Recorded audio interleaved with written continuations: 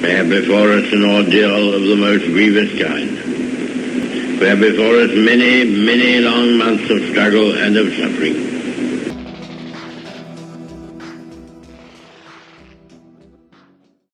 Right, first things first, got to be honest, I have no idea whether this is genuine or not. I don't know where it comes from. It's something that was sent to me by a friend because it's doing the rounds on social media.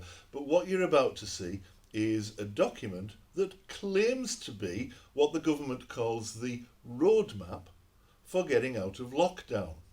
And it's quite remarkable because it begins with phase 1 in a couple of weeks on May the 18th and will continue in various stages of releasing lockdown until sometime in July or possibly August.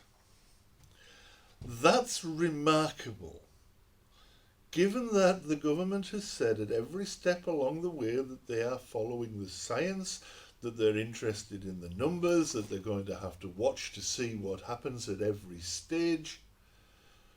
And yet we have a pre-written plan that's clearly much, much more interested in commerce and the economy than it is in the impact that this will have on people's lives and on whether or not people catch coronavirus. Now, it's no secret, as anyone who's watched my Ignoring the Science video will know, that I think that the priority for the government is not saving the lives of working people, and particularly not saving the lives of disabled or elderly or sick people or those in care homes or unemployed people.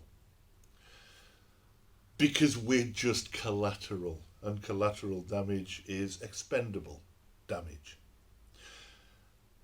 And I think that seen through that filter, if this is correct, if this is the plan, that just makes that even more plausible. Because they're deciding in advance what to do without a second thought about what will actually happen. Now, remember that this plan is coming out on Sunday. The Track and Trace app, which we're all being asked to download, is being trialled next week on the Isle of Wight. We don't even know the result of that pilot yet. We don't even know if that will work. And even if it does work as intended in the pilot, it will only work if at least 50% of British citizens voluntarily download and use the app on their mobile phones. There are a lot of ifs in that. The government has put out this plan without any idea about how many people will die as a result.